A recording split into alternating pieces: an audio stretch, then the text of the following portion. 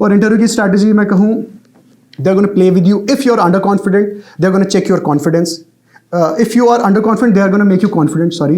And if you are confident, they are going to check your confidence. जब मैं गया interview में, although तहलील sir के साथ मेरा बहुत अच्छा इंटरव्यू रहा था, बहुत कुछ सीखने को मिला था. जब मैं इंटरव्यू में गया तो उनको लगा मैं कॉन्फिडेंट हूँ, क्योंकि मुझे लगता था मैंने डैफ में बहुत सारी चीज़ें तो क्या ही पूछे, और मैं सब चीज़ें प्रिपेयर करके गया था. तो जैसे मैं दरवाजे पे गया, ट्रस्ट मी, मैंने कितने भी मॉक दिए, लगभग 4 मॉक मैंने थे. जब मैं दरवाजे पे पहुँचा, लगभग 30 सेकंड तक मेरी तरफ कोई देख ही नहीं रहा था जिसको मैं बोलूँ मैं कम इन सर. कोई भी नहीं, आपस में बात कर रहे हैं. अब फाइनली एक ने देखा आ जाओ. अब फाइनली एक ने देखा, एक बोर्ड मेंबर ने, and he said me to sit. जब मैं बैठा तो उन्होंने बोला अच्छा आप दिल्ली से पढ़ के आए हैं. तो लेकिन मेरा कॉन्फिडेंस ऑलरेडी चेक हो गया था, मैं नर्वस हो गया था. तो उन्होंने बोला अच्छा दिल्ली से पढ़ के आए हैं. उसने बोला अच्छा उन स्टेट्स का नाम बोलो जहाँ पे आपके दोस्त हैं और जहाँ आप गए हैं, बट मेक श्योर मैं बोल रहा हूँ जहाँ पे आपके दोस्त हैं. अब उस टाइम मैं कहाँ सोचता मेरे दोस्त का है, जो स्टेट याद आ रहा है मैं बोलता जा रहा हूँ. एंड ही वाज लाइक अच्छा ऑफिशियल लैंग्वेज ऑफ केरला क्या है. केएस का इंटरव्यू है, मेंस क्वालिफाई करके आए हो, ऑफिशियल लैंग्वेज ऑफ केरला.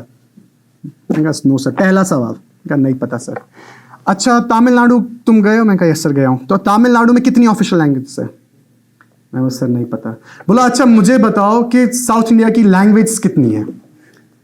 उसको समझ गए वो कि ये तो जा रहा है पीछे पीछे ही. तो मैंने कुछ कुछ बताई जो 2-3 याद आई. तो उसके बाद उसने बोला अच्छा तुमने हिस्ट्री पढ़ा है, बहुत ज़बरदस्त है, मुझे तुम बताओ इंपीरियलिज्म और कॉलोनियलिज्म में डिफरेंस. ऑल्दो बड़ा बेसिक सवाल था, मैंने अपने हिसाब से आंसर करने की कोशिश की. बोला नहीं, not satisfied. And chairman sir के साथ मेरा इतना ही इंटरेक्शन रहा. एंड ही सेड उसके बाद मुश्तबा सर को आप पूछिए. मैंने कहा अरे चेयरमैन सर के साथ ही खराब हो गया. तो जब मैं मुश्तबा सर के पास पहुंचा, and he was like, Mushtaba sir का था, he said I have also qualified with history, तो आपके साथ बहुत मजा आएगा एंड आई एक्सपेक्ट कि आप हिस्टोरियन की तरह से एग्जाम देंगे. तो वो उनने पहला ही सवाल पूछा कि ये कम्युनलाइजेशन ऑफ हिस्ट्री का ये जो नोशन है वो सबसे पहले किसने दिया. ऑल्दो मैंने मॉक्स में बहुत बार बोला था sir can I take an educated guess, क्योंकि मेरा ऑलरेडी कॉन्फिडेंस चेक हो गया था. मैंने वहाँ पे भी बोला sir can I make an educated guess. तो इसलिए 5 साल हिस्ट्री पढ़ा है, इस सवाल पे भी एजुकेटेड गेस लोगे. तो आई वाज लाइक हाँ सर. तो मैंने बोल दिया सर जेम्स मिल. तो हाँ अब असली सवाल आएगा. तो then he was relating it with the present context, जो रीराइटिंग ऑफ हिस्ट्री आज चल रही है डिफरेंट चीज़ों. फिर वो राज तरंगिनी, ऑल्दो ये भी राज तरंगिनी किसने लिखी है, और राज तरंगिनी के सोर्सेज क्या है. नीलमत पुराण किसने लिखी है. तो अनु कुमारी आदमी था औरत थी. तो they got into very deep into these things. वो पूछते गए इन चीज़ों के बारे में. तो उसके बाद रजा सर के पास पहुंचे. काफ़ी खींचा मुश्तबा सर ने भी. रजा सर का था वो, he wanted to check my presence of mind. तो he said me what is the meaning of your name. My name is Eshal, it's quite unique name. तो मैंने बोला sir it is the name of a flower that's present in heaven. And तब तक हमेशा आपने सुना होगा कि आपको पूछते हैं कि आपके पापा के नाम का मतलब क्या है. अगर किसी को पूछना, मेरी माँ का नाम शमीमा है, तो ही सेड मी आपकी माँ का नाम का मतलब क्या है.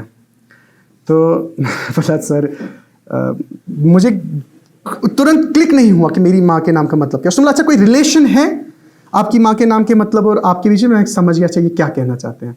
तो मैंने कहा सर हाँ मेरी माँ का शमीमा का मतलब है खुशबू, और मेरी माँ बचपन से चाहती थी कि किसी एक सेंट्रलिटी के अराउंड उनकी खुशबू रहे, तो इसलिए उन्होंने मेरा नाम एशल रख दिया. मतलब उनकी खुशबू किसी सेंट्रलिटी के अराउंड रहे कि मैं वो फ्लावर हूँ, मेरे से उनको महक आती है.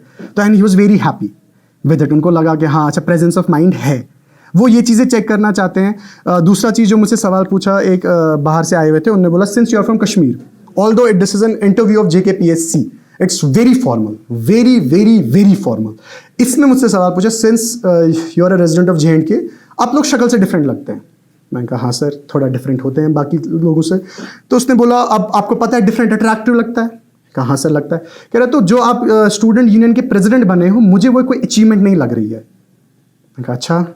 तो बोला जब आप DU में इलेक्शन जीते हो, आप मुझे कन्विंस करो आपकी शक्ल के बगैर आपने और कोई मेहनत की जिसकी वजह से आप बने, और आपको लोगों ने शक्ल की वजह से पास नहीं किया. मैंने बोला एंड आई लाफ्ड. तो तभी मुझे लगा रहे ये लोग हंस सकते हैं, मैं नहीं हंस सकता. आई लाफ्ड ऑन इट. तो वो एक मेरा ब्लंडर बड़ा इंटरव्यू में हो गया. And he wanted to check इस चीज़ में कि मेरी रीजनेबिलिटी क्या है, मैं इस चीज़ को कैसे काउंटर कर सकता हूँ, मैं इस चीज़ को कैसे बोल सकता हूँ.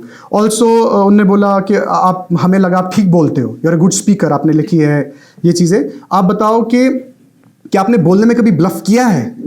अब सीधी सी बात है किया ही होगा. तो मुझे तो लगता है मेरी ज़िंदगी में बहुत ब्लफ किया है. तो मैंने बोला यस सर बहुत किया है. तो उसके बाद वो उसको इथिकली पहुँचाने पे चले गए कि अच्छा वो इथिकली राइट था, इथिकली रॉन्ग था. तो अब इसी चीज़ से सवाल, जो भी मैं बोल रहा हूँ उसी चीज़ से सवाल बनते आ रहे हैं. तो और एक सवाल जो मुझसे पूछा, जो कि जिनने काफ़ी चेक किया मुझे, और एक था कि आप हमें बताओ इमोशन और एडमिरेशन में क्या रिलेशन है। तो मैंने बोला सर एडमिरेशन जो है वो इमोशनल कनेक्ट, वो इमोशन को लीड करता है। उसने बोला कोई प्रैक्टिकल एग्जांपल दो। मैंने कहा सर अगर आप लोगों ने मेरी क्वालिटीज़ को एडमायर किया, आप लोग मुझे पास करोगे, मैं इमोशनली खुश हो जाऊंगा। अगर आप लोगों ने एडमायर नहीं किया, मैं पास नहीं हो जाऊंगा, तो मैं इमोशनली बहुत डिरेल हो जाऊंगा। मेरी तरफ से सबको बेस्ट ऑफ लक। अल्लाह आप सबको भी इस तरफ डाइस के पहुंचाए जल्दी में। चलो शुक्रिया।